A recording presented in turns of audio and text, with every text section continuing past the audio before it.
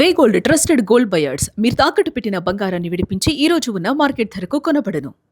తెలుగు రాష్ట్రాల ప్రజలను భయపెడుతున్నాయి ఎండలు. బయటకు వెళ్లాలంటేనే వణికిస్తున్నాడు సూర్యుడు. పలు ప్రాంతాల్లో మాత్రం రికార్డు స్థాయిలో ఉష్ణోగ్రతలు నమోదవుతున్నాయి. 45 నుంచి 47 డిగ్రీల వరకు ఉష్ణోగ్రతలు నమోదవుతున్నాయి. ఎండలకు పిట్టలా రాలిపోతున్నారు జనం. ఇక తెలంగాణలో మే 23న ఒక్కరోజే వివిధ ప్రాంతాల్లో వడదెబ్బ తగిలి 51 మంది మృతి చెందినట్లుగా సమాచారం. అత్యధికంగా వరంగల్ జిల్లాలో 23 మంది మృతి చెందారు. ఇక కరీంనగర్లో 11 మంది, ఖమ్మంలో 7 మృతి చెందారు. ఇటు ఆంధ్రప్రదేశ్లోనూ భయపెడుతున్నాయి ఎండలు. ఉష్ణోగ్రతలు తీవ్ర స్థాయిలో పెరుగుతున్న పరిస్థితులు మనం చూస్తున్నాం. ఆంధ్రప్రదేశ్ వ్యాప్తంగా మే 23న ఒక్కరోజే 21 మంది మృతి చెందారు. అత్యధికంగా విజయవాడలో 10 మంది మృతి చెందారు. ఇక ప్రజలను జాగ్రత్తలు పాటించాలంటూ కూడా అధికారులు పలు సూచనలు కూడా చేస్తున్నారు. సాధారణంగా ఉష్ణోగ్రతలు 40 డిగ్రీలు దాటితే కొంతవరకు తీవ్రంగా వేడి గాలులు ఉండేటువంటి అవకాశం ఉంటుంది. అదే 45 డిగ్రీలు దాటితే దాన్ని హీట్ వేవ్ గా మనం పరిగణిస్తూ ఉంటాం. కానీ 45 డిగ్రీలు దాటిన 50 డిగ్రీల వరకు ఉష్ణోగ్రతలు కొనసాగుతుంటే మాత్రం హీట్ స్ట్రోక్ వచ్చేటువంటి అవకాశం చాలా స్పష్టంగా ఉంటుంది. తెలుగు రాష్ట్రాల్లో ఉష్ణోగ్రతలు రోజు రోజుకు గణనీయంగా పెరుగుతున్నాయి. ఒకవైపు ఎండ తీవ్రత పెరుగుతున్నటువంటి ఉష్ణోగ్రతలు, మరోవైపు రోహిణి కార్తీక్ కావడంతో మాత్రం పలు ప్రాంతాల్లో ఉష్ణోగ్రతలు తారాస్థాయికి చేరుతున్నాయి. రోజువారీ కార్యక్రమాలు చేపట్టేటువంటి ప్రజలు మాత్రం ఎండల వల్ల తీవ్రంగా నష్టపోతున్నారు. మరి ముఖ్యంగా అల్లాడిపోతున్న పరిస్థితులు కూడా మనం చూస్తున్నాం. వేడి గాలుల వల్ల, వడదెబ్బల వల్ల తెలుగు రాష్ట్రాల్లో మాత్రం భారీగా మరణాలు నమోదవుతున్న పరిస్థితులు మనం చూస్తున్నాం. నిన్న ఒక్కరోజే తెలంగాణలో దాదాపు వివిధ ప్రాంతాల్లో 51 మంది మృతి చెందినటువంటి పరిస్థితులు మనం చూస్తున్నాం. మరోవైపు ఆంధ్రప్రదేశ్ లోను ఎండల తీవ్రత వల్ల 21 మంది నిన్న ఒక్కరోజే వడదెబ్బ తగిలి చనిపోవడం జరిగింది. ప్రధానంగా తెలుగు రాష్ట్రాల్లో ఉన్నటువంటి వివిధ జిల్లాల్లో ఉష్ణోగ్రతలు కూడా దాదాపు 45 డిగ్రీలకు పైగానే నమోదవుతున్నాయి. ఇక ఇదే అంశంపై మరింత సమాచారం మా ప్రతినిధి మల్లికార్జున్ అందిస్తారు.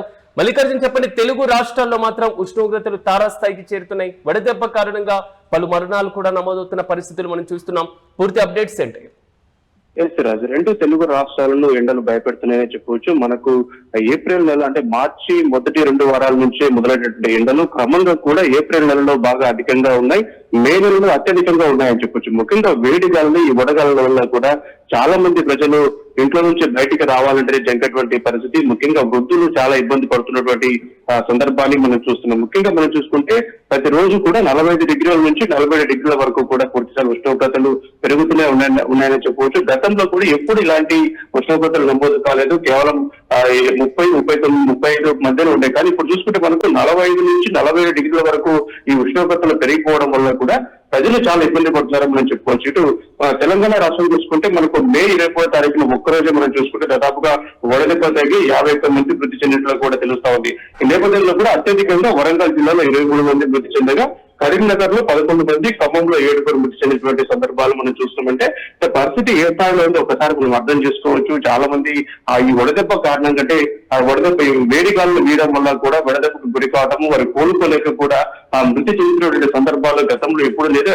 హైయెస్ట్ గా మనము ఈ సంవత్సరంలోనే ఈ ఉష్ణోగ్రతలు ఎక్కువగా నమోదు కావడం మనం చూసుకుంటే తెలంగాణలో దాదాపు 51 మంది మృతి చెందారంటే పరిస్థితి ఏ విధంగా ఉందో మనం అర్థం చేసుకోవచ్చు. ఇటు ఆంధ్రప్రదేశ్ లోనూ ఎండలు చాలా విపరీతంగా పెరిగిపోతున్నాయి. ఏపీ వ్యాప్తంగా కూడా మే 23 అంటే నిన్న జరిగిన ఎండల వల్ల కూడా 21 మంది మృతి చెందారని చెప్పవచ్చు. అత్యధికంగా విజయవాడలో 10 మంది మృతి చెందారు. ప్రజలు జాగ్రత్తగా ఉండాలని చెప్పేసి కూడా ఇప్పటికే అధికారులు, వాతావరణ శాఖ అధికారులతో హెచ్చరికలు జారీ చేసినటువంటి సందర్భాన్ని మనం చూసాం. ఎందుకంటే వడగాలులు ఎక్కువగా ఉన్నాయి కాబట్టి సేఫ్టీ ప్రికాషన్స్ తీసుకోవాలి. ప్రతి ఒక్కరూ బయటికి వెళ్ళేటప్పుడు చాలా జాగ్రత్తగా వెళ్లాల్సినటువంటి సందర్భాలు ఉన్నాయి. అత్యవసరమైతే తప్ప కూడా ఎవరు బయటికి వెళ్ళకూడదు అని చెప్పేసి కూడా ఇప్పటికే ఆదేశాలు జారీ చేశారు. కాబట్టి ఏదేమైనప్పుడు కూడా కొంతమంది అత్యవసర పనులు కావచ్చు, నిత్యావసర పనులకు వెళ్తున్న క్రమంలోనే ఒక్కసారిగా ఎండకు గురి కావడం, మరి కోలుకోలేక కూడా మృతి చెందినటువంటి సందర్భాలు చూస్తున్నాం. కాబట్టి ఇటు తెలంగాణలో కావచ్చు, ఇటు ఏపీలో కావచ్చు, రెండు తెలుగు రాష్ట్రాల్లో కూడా ఎండల తీవ్రత పెరిగిపోవడం వల్ల కూడా ప్రజలు చాలా ఇబ్బంది పడుతూ ఉన్నారు. కొంతమంది కోలుకోలేక పూర్తి స్థాయిలో చనిపోతున్నటువంటి సందర్భాలు కూడా మనం చూస్తున్నాం. మల్లికార్జున్, కొంతవరకు అంటే కొన్ని ప్రాంతాల్లో ఋతుపవనాల సంకేతాలు కనబడుతున్నటువంటి నేపథ్యంలో ఎప్పటి వరకు ఈ ఉష్ణోగ్రతలు కొనసాగేటువంటి అవకాశం ఉండొచ్చు? వాతావరణ శాఖ అధికారులు ఏం చెప్తున్నారు? రాజు, అంటే నిన్న మొన్నటి వరకు కూడా మనకు ఎండల తీవ్రత అధికంగానే ఉంది. ఏపీలో కావచ్చు, తెలంగాణలో కావచ్చు. కానీ క్రమంగా ఈ రోజు నుంచి కూడా కాస్త ఎండలు తగ్గేటువంటి అవకాశం కనపడతా ఉంది. ఎందుకంటే వాతావరణంలో మార్పులు చోటు చేసుకుంటున్నాయి. పూర్తి స్థాయిలో కొన్ని ప్రాంతాల్లో నిన్న రోజున కూడా వర్షాలు కూడా మొదలైనటువంటి సందర్భం మనం చూస్తున్నాం కాబట్టి ఈదురు గాలులతో కూడినటువంటి వర్షాలు కూడా ప్రారంభమవుతున్నాయి. అంటే క్రమంగా ఇప్పుడున్నటువంటి ఎండల తీవ్రత క్రమంగా తగ్గేటువంటి అవకాశం కనపడతా ఉంది. ఇప్పుడు ఏపీలో ఉన్నటువంటి ఇప్పుడు కర్నూలు జిల్లా కావచ్చు, ఇతర ప్రాంతాల్లో కూడా నిన్నటి రోజులు పూర్తిగా వర్షాలు కురిచాయని చెప్పవచ్చు. ఈ క్రమంలో కూడా వాతావరణంలో కొద్దిగా మార్పులు చోటు చేసుకుంటున్నాయి. ఎందుకంటే మే చివరి వారం చివరికి వస్తుంది కాబట్టి ఈ క్రమంలో కూడా తొలకరి చినుకులు అనేవి ప్రారంభం అవుతాయి. ఈ నేపథ్యంలో కూడా మే చివరిలో ఇప్పుడు వర్షాలు రావడం వల్ల కూడా అంటే అప్పటికో ఈ వర్షాలు కురవడం వల్ల కూడా ఉష్ణోగ్రతలు కాస్త తగ్గేటువంటి అవకాశం కనపడుతుందని చెప్పవచ్చు. నేటి రోజున భారీ వర్షం కురిసినటువంటి పలు జిల్లాలో కురిసినటువంటి సందర్భాన్ని మనం చూసాం కాబట్టి క్రమంగా ఏపీలో అయితే కనుక ఉష్ణోగ్రతలు తగ్గేటువంటి అవకాశం కనపడతా ఉంది. పూర్తి స్థాయిలో ఇప్పుడు ప్రస్తుతం మనం 45 నుంచి 40 డిగ్రీలు ఉంది కాబట్టి పూర్తిగా అది క్రమంగా తగ్గుతూ వచ్చేటువంటి అవకాశం ఉంది. వర్షాలు కనుక ఇంకా ఎక్కువ కురిస్తే కొంచెం మేఘావృతం అవుతాయి కనుక ఈ ఉష్ణోగ్రతలు తగ్గేటువంటి అవకాశం ఉంది. వేడి కూడా పూర్తిగా తగ్గేటువంటి అవకాశం ఉంటుంది కాబట్టి పూర్తి స్థాయి వాతావరణంలో కొన్ని మార్పులు ప్రస్తుతం మనం గమనిస్తున్నాం.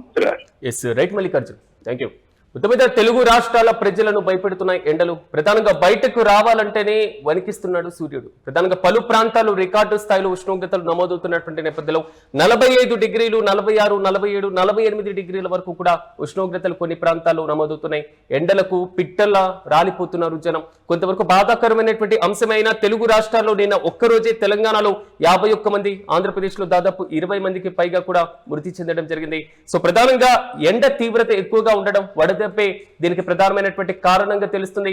ఉష్ణోగ్రత ఎక్కువగా ఉండేటువంటి ప్రాంతాలు, ఎండ తీవ్రత ఎక్కువగా ఉండేటువంటి ప్రాంతాల్లో మాత్రం ప్రజలు తగు జాగ్రత్తలు పాటించాల్సినటువంటి అవసరం ఖచ్చితంగా ఉంటుంది. వడదెబ్బ తగిలినట్లుగా వారు భావించినా లేదా తలనొప్పిగా ఉన్న, కళ్ళు తిరగడం, వికారం, వాంతులు అవ్వడం, జ్వరం లక్షణాలు కనిపిస్తే వెంటనే తడిగుడ్డతో క్లాత్ వేసుకోవడం కానివ్వండి, సమీప డాక్టర్ ని సంప్రదించడం లాంటి చర్యలు చేపట్టాలి. అత్యవసరమైతే తప్ప ఉదయం 11 గంటల నుంచి సాయంత్రం 5 గంటల వరకు బయటికి రాకుండా ఉండడం మంచిదనేది మాత్రం తెలుగు రాష్ట్రాల్లో వాతావరణం ప్రధానంగా హెచ్చరిస్తున్న పరిస్థితులు. ఎక్కువగా బయటికి వెళ్లేటువంటి వారు ఎవరైతే ఉన్నారో వాటర్ ఎక్కువగా తాగడం, నిమ్మరసం తాగడం, సోడాలు తాగడం లేదా ఓఆర్ఎస్ తాగడం వంటి జాగ్రత్తలు తీసుకోవడం, క్యాప్ పెట్టుకోవడం, తలను కవర్ చేసుకోవడం, ఫేస్ కి మాస్క్ పెట్టుకోవడం, సన్ గ్లాసెస్ యూజ్ చేయడం, ఇలాంటి వాటితో కొంతవరకు ఉపశమనం కలిగించేటువంటి చర్యగా భావించాలి. ఎందుకంటే తెలుగు రాష్ట్రాల్లో గతంతో పోలిస్తే ఉష్ణోగ్రతలు తారాస్థాయికి చేరుతున్నాయి. మరణాలు, మరి ముఖ్యంగా వడదెబ్బ వల్ల జరుగుతున్నటువంటి మరణాలు కూడా పీక్స్ లోనే కనబడుతున్నాయి. సో వాతావరణ శాఖ అధికారులు కూడా తగు జాగ్రత్తలు పాటించాలని ప్రజలకు కీలకమైనటువంటి సూచనలు చేస్తున్నారు.